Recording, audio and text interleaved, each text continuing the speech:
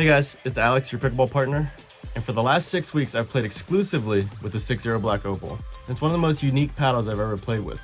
I've drilled with it, I've played casually in open play with it, and competed in high-level games. I've also tested it with and against some of the most popular paddles out there, like the Boomstick and the JOOLA Pro 4.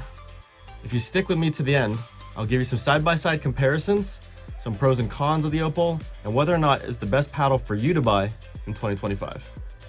I'll show some graphics on the screen of how the Black Opal is built schematically, how it compares to the original double black diamond, and the technical specs.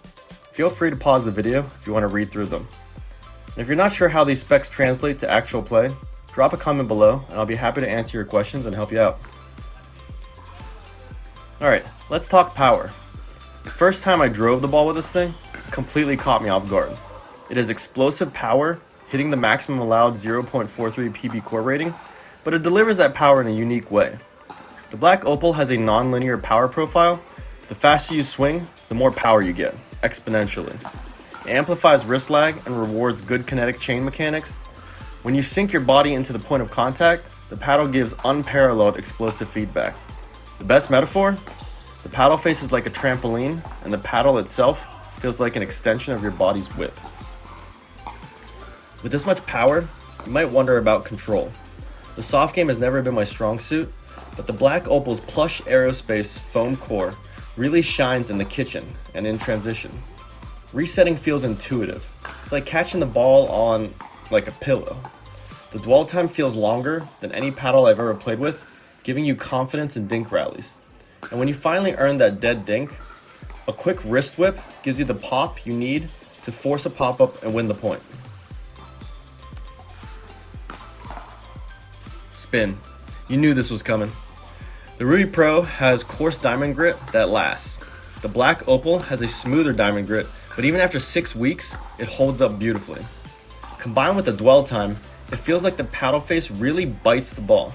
You can shape shots, especially on serves and drives, in ways most paddles don't even allow. In my experience, the Black Opal surpasses most other top-tier paddles in spin production. Let's talk feel. The Black Opal is light, maneuverable, and truly feels like an extension of your hand.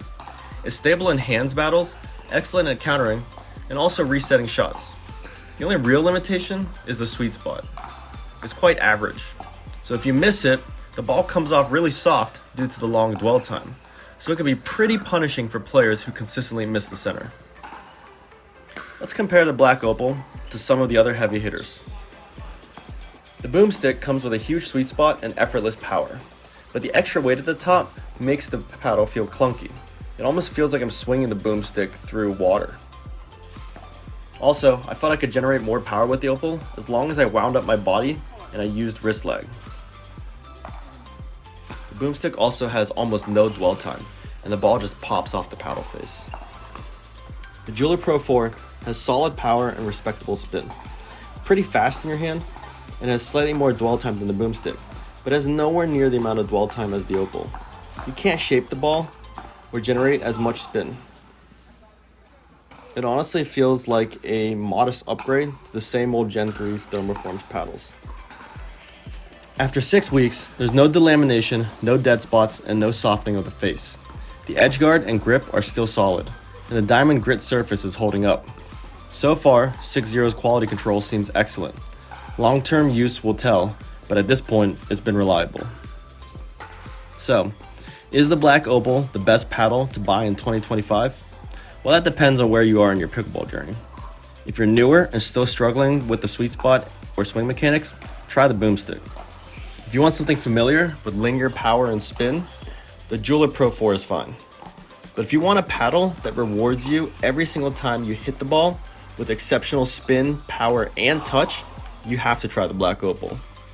It's unlocked shot possibilities I didn't even know were possible in pickleball, and it's the most exciting paddle I've played with this year. I'll drop a link below when it goes live, and the Ruby Pro sold out quickly, and I expect the Black Opal will too, so don't miss out. If you have questions, leave a comment, and I'll help you figure out if this paddle is right for you. If you found this review helpful, hit like and subscribe so you can see new tutorials, reviews, and gameplay videos. I'm your pickleball partner, Alex. Thanks for watching, and I'll see you on the court.